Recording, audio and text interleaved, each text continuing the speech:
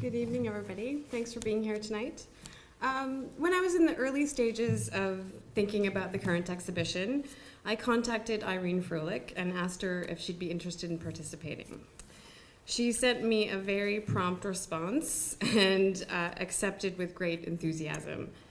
So Irene was, as Bill I think mentioned, was a part of the inaugural exhibition of the Canadian Clay and Glass Gallery, curated by Alan Elder. And Irene said that the invitation to participate in this show brought her back to those memories of 25 years ago. So that was nice. So having Irene say yes to this exhibition was the grounding first step for me for creating the 25th anniversary exhibition, Then, Now, and Next. I built the show artist by artist, starting with Irene. And so it's very appropriate that she's here tonight to give an artist talk. I've watched Irene's career for over 15 years, and I've been consistently struck by the strength of her work and her sincerity of purpose. Irene Frolic, as many of you know, I'll just read a little bit of her bio. She works in Toronto, where she's been creating glass sculpture for 30 years. She's the past president of the Glass Art Association of Canada and a member of the Royal Canadian Academy of Art. Her work has been exhibited internationally and is found in many public and private collections, including the Montreal Museum of Fine Art, the Museum of Decorative Art in Switzerland, and of course our own collection here at the Canadian Clay and Glass Gallery. So I'm super excited that she's here and super excited to hear her talk. So let's welcome Irene.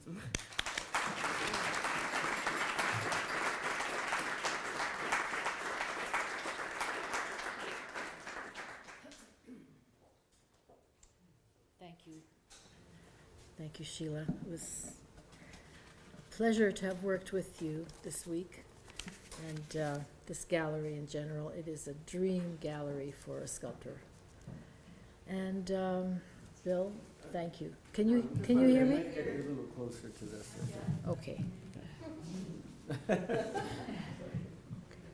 So I don't have much time. I'm going to give you a brief history of my career. My work is very personal, so everything gets blended in with my personal story, and my work is an expression of that. So if you'll hit the lights. Yeah, we're gonna hit the lights, I think, right? I think so, yeah. I don't want to see you, Let's hit the lights, yeah. It's like our history class. Yes, right, don't fall asleep. So, in 1948, which was a long time ago, I came to Canada with my parents, having survived a terrible, the world's worst Grimm's fairy tale possible in the forests of Europe, with witches in the forest that ate children, but luckily we were lucky enough to have survived that. And after 3 years in refugee camp in Austria, we arrived in Canada. No English, I was 7 years old. So I arrived in this strange place, which is sort of the place where I've stayed my whole life, I think, where I'm sort of an observer. I did not know the language. Everything was sort of magical, didn't quite understand how things worked. But I prospered, my family settled down, we all did well. I became a little Canadian girl, and then a Canadian teenager, and then a Canadian person. I had a good education.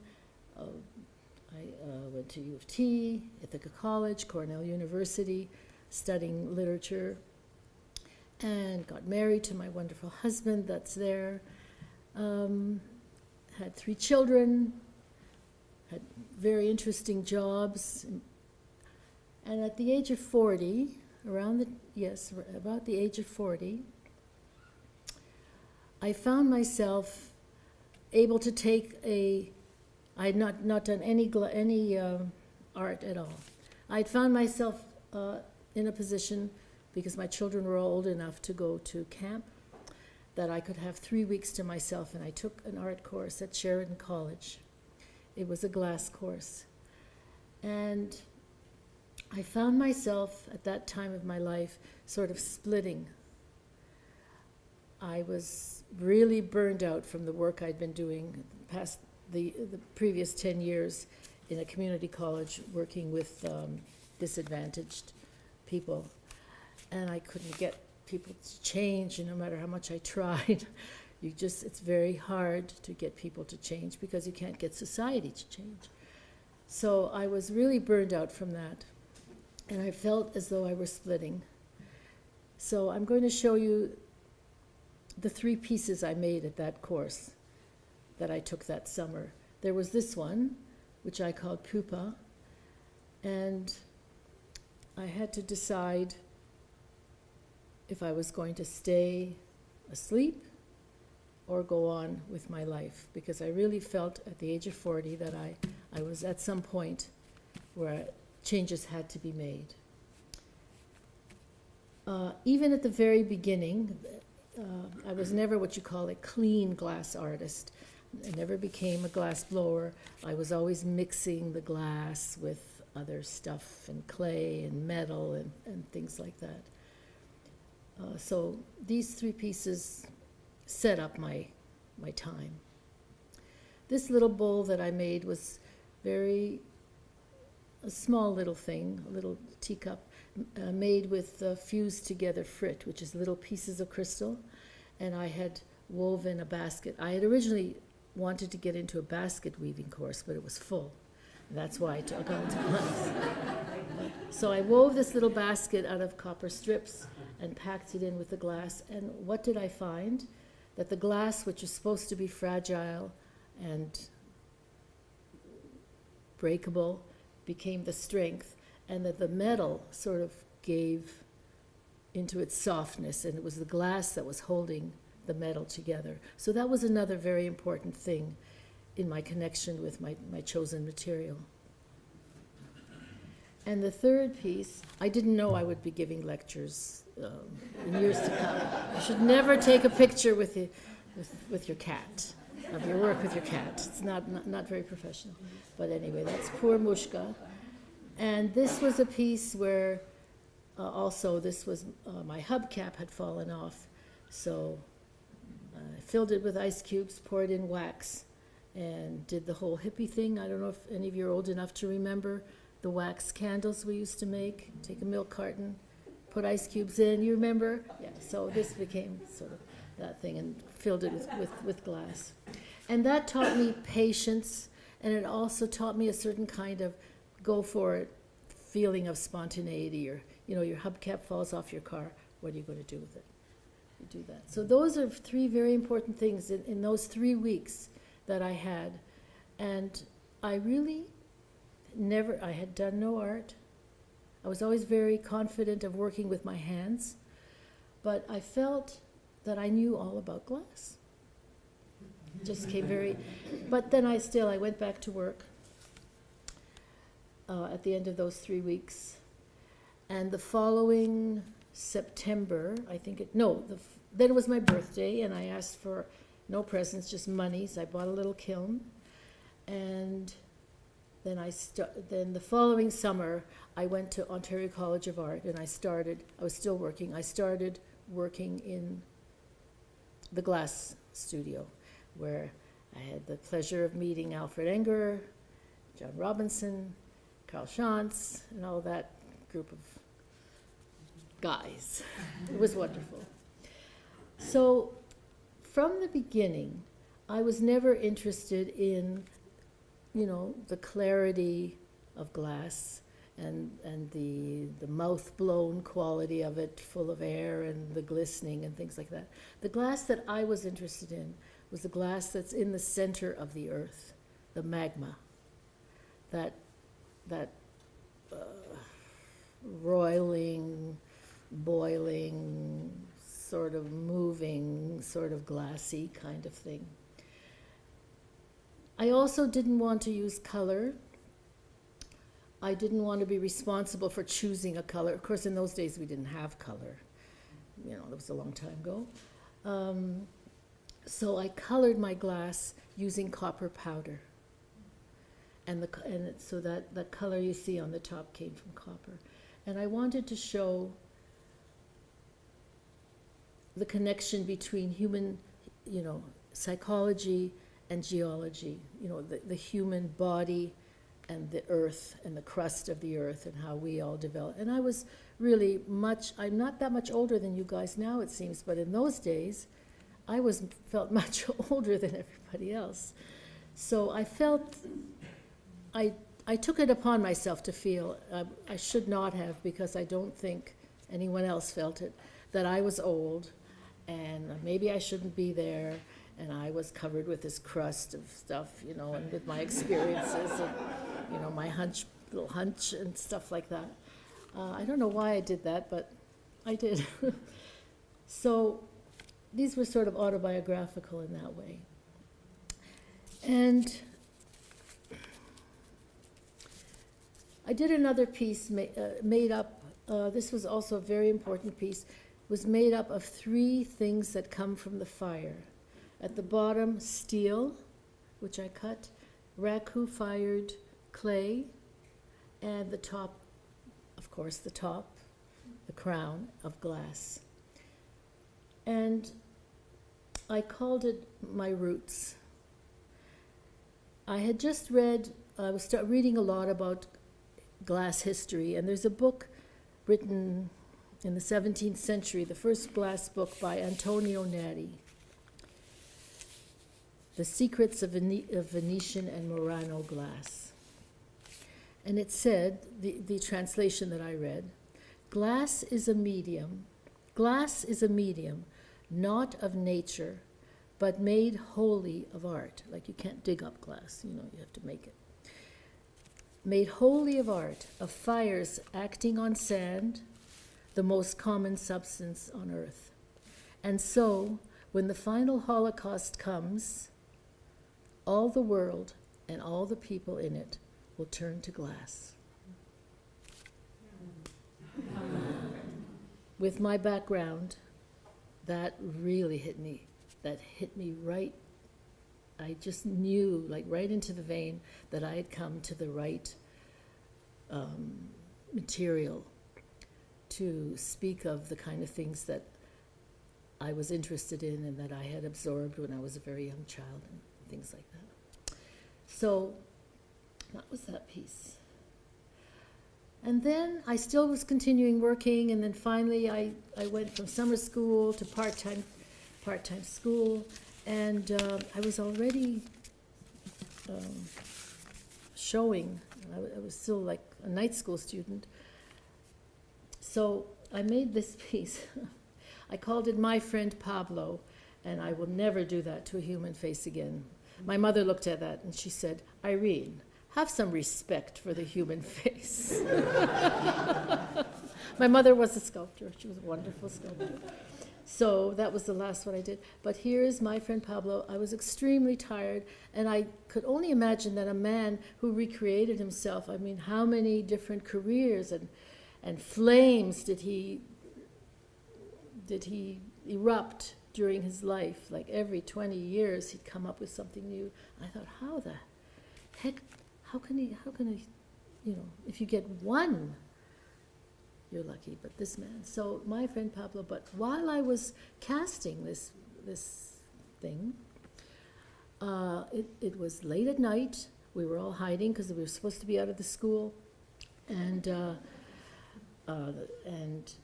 I was pouring the mold, and the mold surround broke, and we had what was known as Plaster Disaster, where all the mold material fell to my feet, and there was plaster everywhere, and I had to clean it up, and we used to use the plaster in the ceramics department, and we would different color plaster, and they would know that it was us, and it was like horrible. And I was cleaning it, and then I had this pain in the side of my head, and I went to the bath, looked into the mirror, and my face had gone dead on one side. This is the truth. I got Bell's palsy. I don't know if any of you have ever had it, but I had a really severe case of it, so I still suffer from it. I feel it all the time. So life imitating art. finally I got home and it was diagnosed. I thought I was having a stroke, of course, But anyway, I could not go back to work. I'd been teaching at that community college. I could not go back to work because I had such a severe, I couldn't speak. And I remember lying in bed one night and I said to my husband, with my eye taped shut because it wouldn't close, and I said, Bernie, do I have to go back to work? And he said, no, you don't. And I said, good. So I never went back to work and started full-time at OCA, where I had a wonderful, wonderful, wonderful experience. And it turned out that this disrespectful, really pathetic sculpture went to a show at the Indiana State Museum in Indianapolis. I didn't even know how to pack things. I put him into a bucket, and he went in the back of Kevin Lockhouse's truck, who drove it there. We had no idea. And this is true. This has been the story of my life. A man from Switzerland was in Indianapolis because visiting his mother, who was in an old folks' home there. And it turns out he was a very serious glass collector. And he bought that and donated it to the Museum of Decorative Art in Lausanne, Switzerland, where it resides today. And I thought, oh, this is easy. That's good. I wasn't even at the show. I said, yeah. And for me it has been easy because I'm in a lot of museums now. And sometimes I wonder, how did that happen? It must be the horseshoes. But so that was the beginning of Pablo. I don't know where he's at now. So I happily started school, and I have still to this day, if you see like some of the faces there, this theme of the split. The split face, half and half, the cultural split, things like that. I still have that. So I did a number of pieces there. I'll just quickly go through it. And again, at Ontario College of Art, we were not into beauty. We eschewed beauty. Beauty was not something that we were interested, even if we were.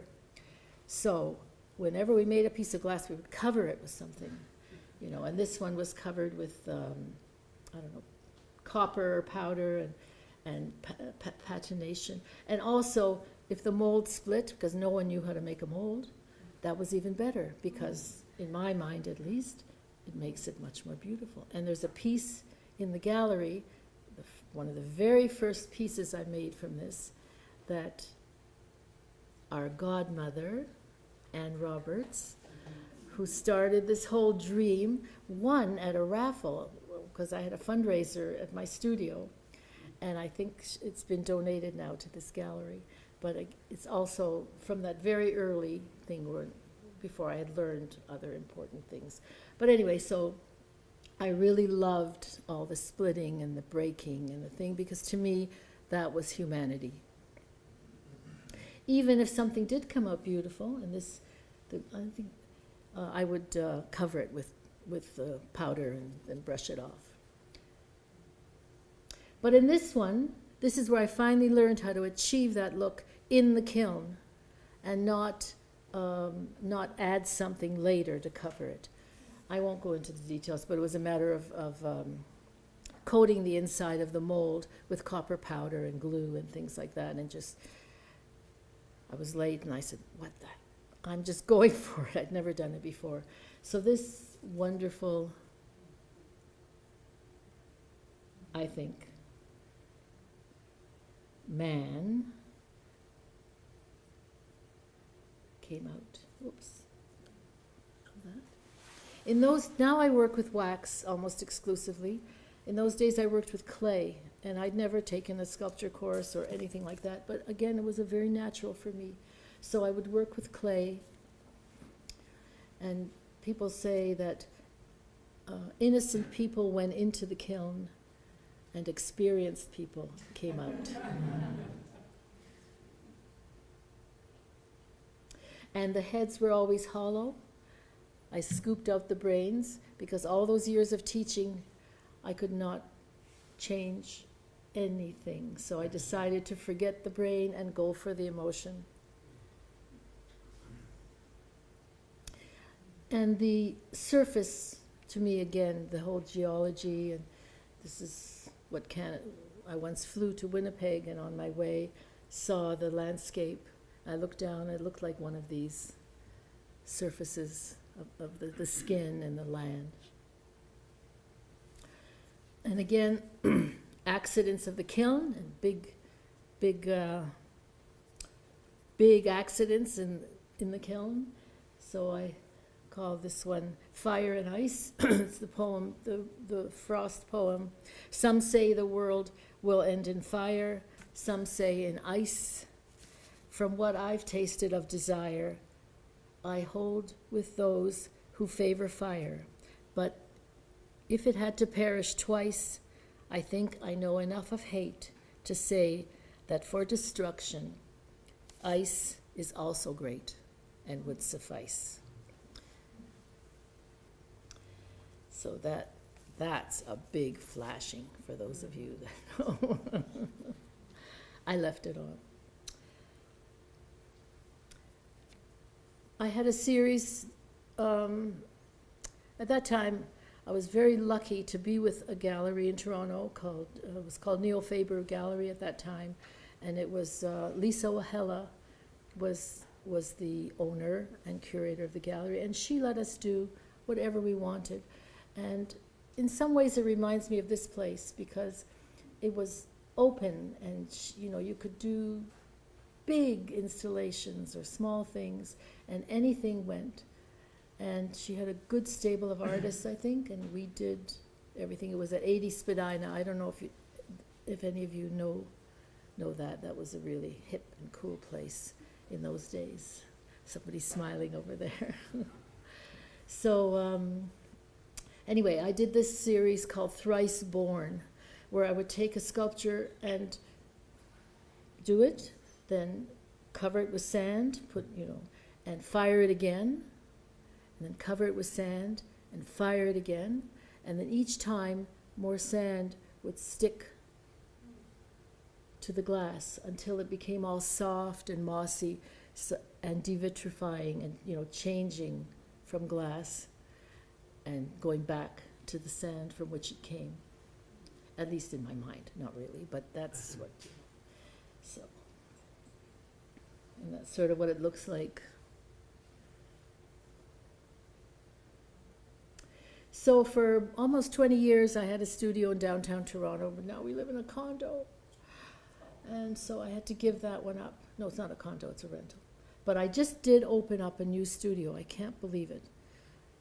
Under the railway tracks on DuPont and Davenport. But this was a beautiful, magical place. That's my kitchen door, and that was the other door, and there were always these white plaster footprints going back and forth. That was my new kiln. It's dead now, somewhere in the garbage heap, Alfred. I don't know. That was my hoist. I would go up on the roof, take off, Molds are heavy. It's very hard to get them into mold. Everybody got in the act. This is the kind of glass I used for my early work, and I have some earlier pieces here. So I use plate glass, which has its own qualities. It has iron in it, and it's really amenable to being colored by metals and things like that. I used to get them from a glass factory, from the dumpster, until they caught me one day, standing on top of the dumpster. And he said, lady, come inside. So after that, they always saved it for me. I didn't have to do it. So that's basically how it is for those of you that you need a blood sacrifice if you don't have a virgin.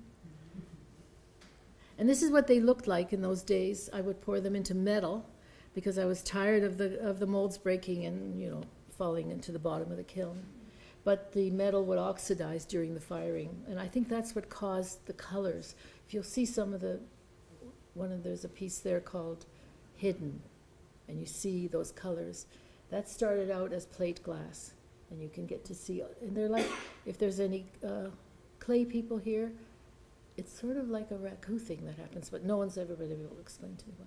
So anyway, so you take it out, and it's halfway between a gift and a bomb. And then you sort of demold it. So that was one way.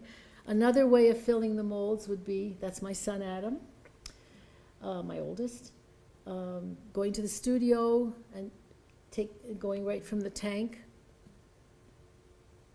This is the Alfred Engerer move. You got to move fast from the glory hole to the tank, to the thing, and then I would have the molds in there and fill them up.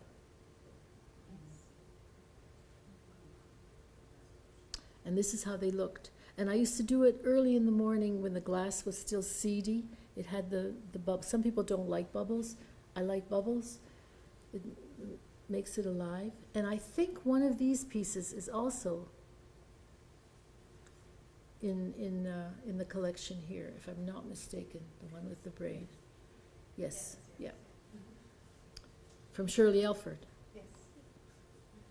So this was a show I called The News from Europe, because after the Iron Curtain fell, I one day reading the Globe and Mail, and I look, and there's my hometown, which was in Poland, but now it's in the Ukraine. And people are going in there now, and there's skulls coming out of the ground in the forest. And there was all this consternation, like whose skulls are they, and what, and who did what to whom, and in that charnel house, of a time. So I did this show, which I called The News from Europe, and it came in, and there were these three figures, which are sort of archetypal, many cultural figures, sort of surveying the scene. And they're looking out over this structure that I built, which was a granite plane with these three figures coming out of it like wraiths unfolding with the binding cloths unfolding from the bodies and coming up out of the ground. This was at the time Yugoslavia was falling apart, and there was all the killing going on there too, as well as here. And I call it nationalism, tribalism, barbarism. And guess what? That was a long time ago. It's still happening everywhere. And I had these on the top of a very tall tower that I made out of metal, and with the world's smallest Bible underneath, and in it it said, if a stranger live amongst you, Leviticus 33 or something. If a stranger lives amongst you, you should love the stranger as yourself and not do them any harm. So I had these two, what I call the white guys, sorry, looking down, and then the stranger underneath.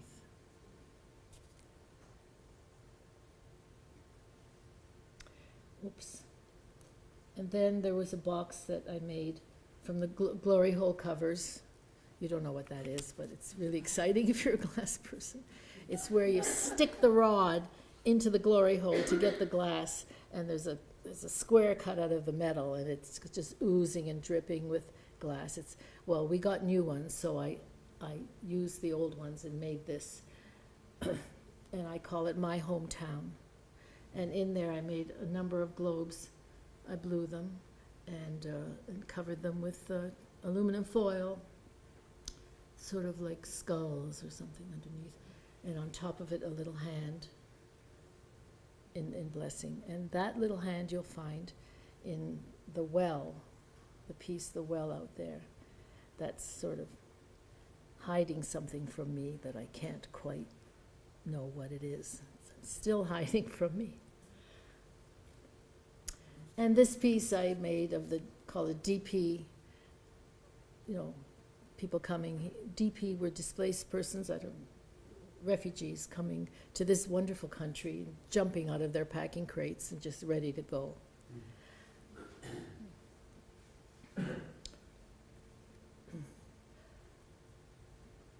Another show I did at the Koffler Center with my mother, who was an artist, was our personal history. And it was called, we called it Remember, because that's the artist's job, I think, is your REM dreams.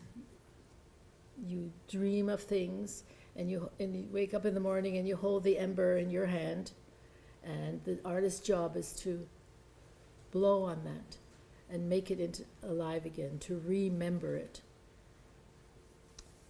And I think many of us artists work with personal history. So anyway, I did all the drawings. My mother did all the sculpture. This was a huge drawing, maybe 12 feet by 8 feet wide, of my mother from her. The reason I'm still alive is that she lived on false papers, lived on Aryan papers, that she was her first art project at the age of 17 or 18 when I was born. She made all these false documents, so this was one of them with a little stamp there in the corner. Sorry, well, so that overhang, and it was a charcoal drawing with paraffin wax painted over top of it. So you come onto the scene, and there were these sort of normal-looking people. We only used concrete, wood, and paper for this, and because these are the materials of civilization, and that was a crime of civilization, not a crime of nature, but a crime of civilization.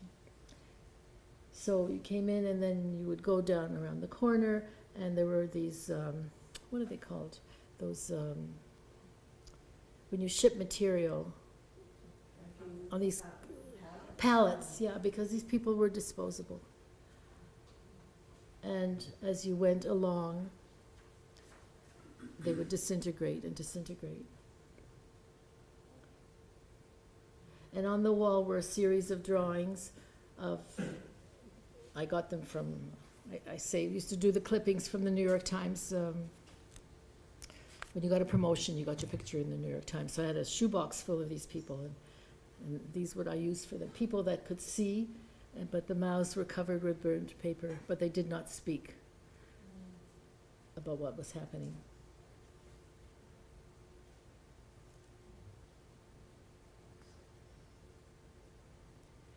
And then in the next room, I was lucky enough, I drew a 12 by 8 foot, 12 by 12 foot painting, charcoal of my family. One of the last pictures taken just before the war. And my mother used to come into the studio when I was doing it. She says, no, she said, he had blue eyes, you know. He didn't look like that. So I sort of got to know these people.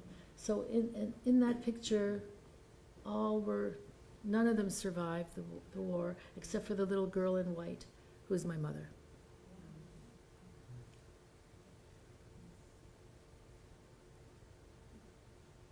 And here's another one that I did. I was in a show with Susan again at the Art Gallery of Peterborough. And another one, that's that drawing of that little girl coming out through all those glyphs, through a language she doesn't understand. And in the front is the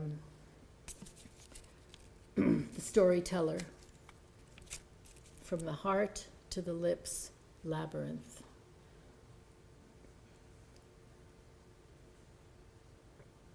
And on the top were these things I welded together, which reminds me of the crown of thorns, because actually the only real paper that my mother had during the war was I was christened as a Roman Catholic in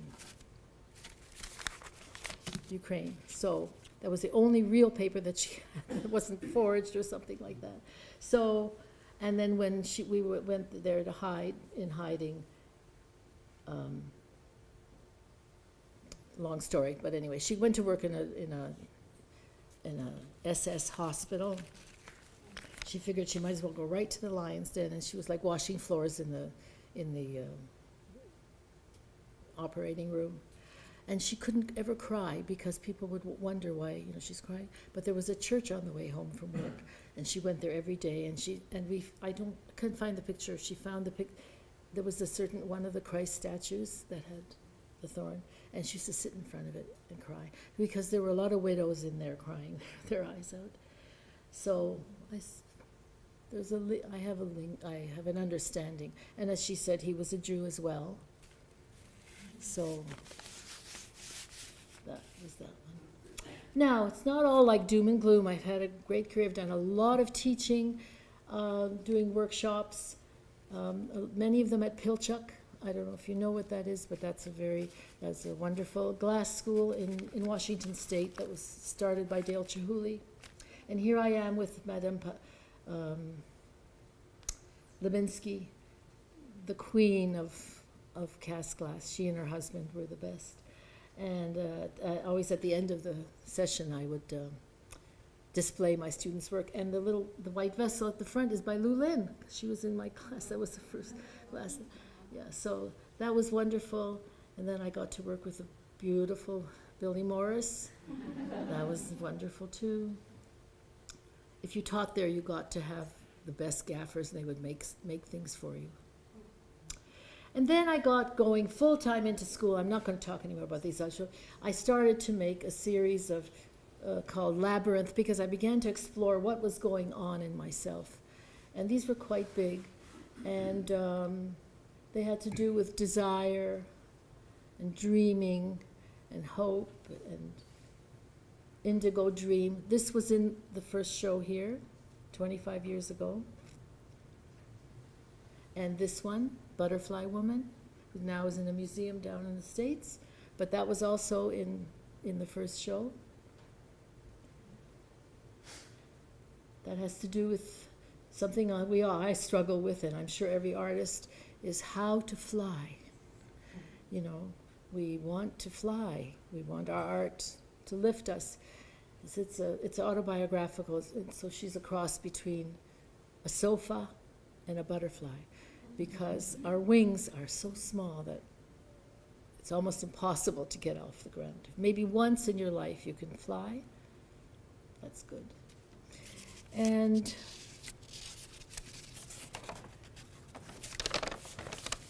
this is, no, I'm not good. I can't find it right now. Also from a poem, time held me green and dying while I sang in my chains like the sea. And this one, What Lips My Lips Have, and that is in the collection of Miss Susan Edgerly. I was lucky enough to get a pinned piece for my wall in exchange for this. And this again is from a poem by Edna of St. Vincent Millay, which ends, I know that summer sang in me a little while, that in me sings no more. Maybe. And this one, How to Live in the World. Another one, this is in a museum in Philadelphia, also How to Live in the World. And this was here a number of years ago. It's also a very large drawing. I like to do things in public galleries every once in a while that are more like installations rather than putting stuff on a pedestal and selling it, which can be, it's wonderful, but. So this one has to do with the artist, the vulnerability of the artist who brings, something from above through the hands and out through their hands into the world. But, and those are sort of glass shards there, but we're very vulnerable because you can see how the veins are right up at the surface. And then I began to work with wax around the time my grandchildren started getting born. So this one was the first one, my blue sprout and my red sprout. Oh, somewhere along the line I said, I'm not doing any more figurative work. I can't stand to even think about doing it. I'm only going to do that kind of work. But that didn't last very long. Like there's another piece.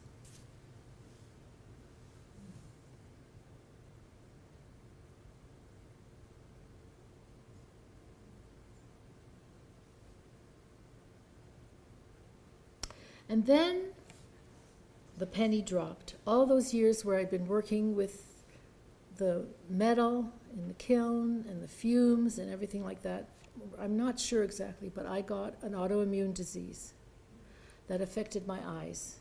It's the same disease that many of the firefighters at 9/11 got, but they got it in their lungs. And I was almost blind. So I had, my 60s were shot. I was basically struggling. They found a good medicine for me, and I'm fine, now. But so I decided, how am I going to help myself, And I decided to go for beauty. I decided forget all that ugly, broken stuff. I'm going to try to make things as beautiful as I can, and have all of them maybe have a halo on them. So this one. Also, just found out it's just gone into a museum. This is a quote from Virginia Woolf. "Life is a luminous halo, a semi-transparent envelope surrounding us from the beginning of consciousness to the end." So that's one. I did a number of these.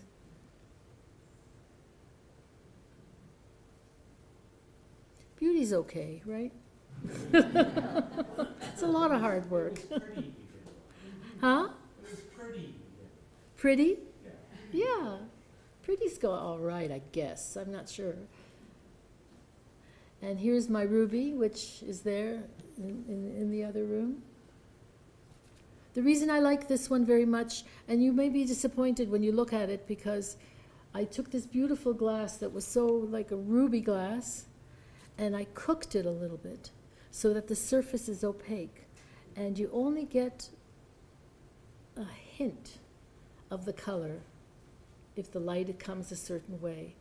To me, that's probably one of the most successful pieces I ever made, because I think that shows me the subtlety of glass. And I had fun with these. Kasia, you remember? We shared a studio when we were doing these. Yeah. And I felt I was learning to fly again. I'd been sick, I was over it, and I was feeling all good and juicy, learning to fly.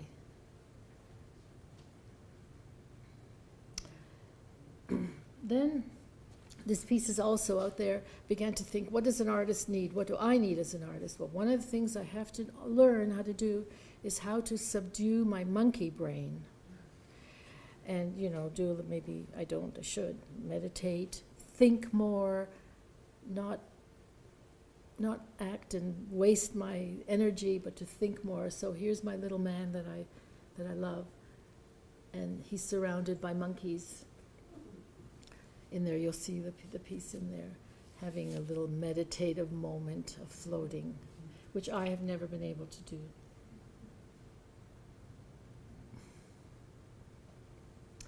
And here's my well. That was now it's finished. This is before I finished it. And in it, one of the other thing I need to learn to do is go to my well. Every artist, it's what artists need, or anyone, go to your well. But what I discovered, because I sat on this piece for about 2 or 3 years before this is the first time it's been shown. What I discovered, that's what is in my well, is hidden. I can't, you'll see when you look in. There's a lot of rusty metal and in there, but it's all hidden.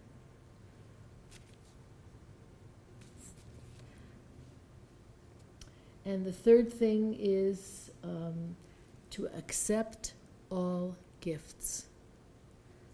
Even if it's a Trojan horse, and probably your entire culture and city will be destroyed. Accept it. Accept everything that comes, because you can use it somewhere. And finally, the last piece, this also was done here at this wonderful gallery. There was a show that Alfred Engerer and Lisa Wahela were the curators of. And it was a show where it was called the Glass Architecture Project, where they took 12, and John Robinson was in it too, that's right. And they took 12 architects and linked them with 12 glass artists, and I'm not sure what exactly was expected, and they were thinking of, you know, some kind of artwork for a piece of, for a building. But the architects all went renegade, and they wanted to make art. They didn't want to, so it was a very interesting show. It moved from here and went down to the Design Exchange in Toronto, and that was a wonderful thing to work on. So I had a great architect. His name was Greg Palucci, still is. I think he's a principal now with Diamond in architecture. He was a young man then. They gave me the youngest one, 'cause it's nice. And what we did was we built an 8-foot cube, all enclosed with this paper that looked like, well, it was Tyvek, but we had to peel off all the Tyvek. I'm not going to take, but it looks like rice paper in a way, but you can see the little white scratches. That's where we peeled off all the advertising that was out. So there was this illuminated 8-by-8-foot cube with a very discreet door where you entered, and when you entered, you went into a cylinder. I think there were 8 mirrors hinged together. So you went into, and it was airtight, couldn't stay in there too long, and also light sight. You lined it with rubber on the floor, rubber on the ceiling. It was a real feeling of deprivation. And that was, so you went in there, closed the door behind you, and the only light that came in there, we had, I think, 5 glyphs, which we had scratched through the back of the mirror, just 5.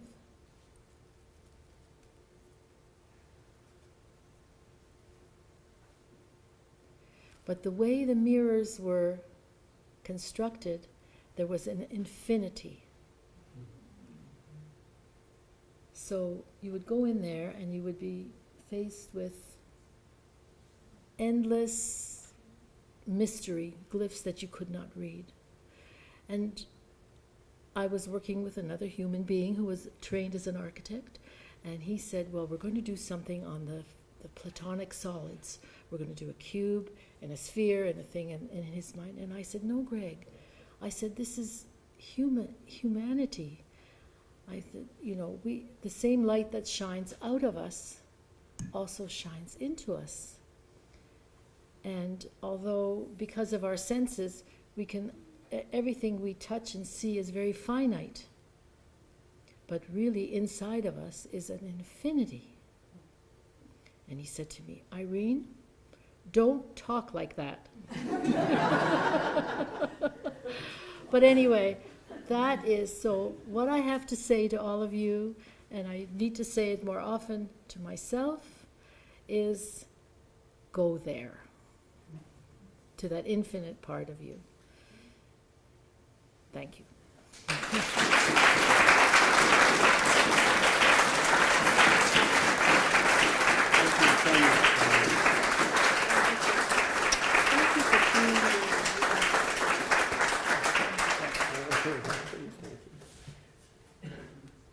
Sorry, I took some. So thank you, Irene, for absolutely wonderful talk. And I now would invite everyone here to come, some who've arrived who haven't seen the exhibition, join us in the gallery space. There's some food and there's some beverages, and you'll have a chance to meet and chat with all the artists. So please have a lovely time, and thank you so much for coming.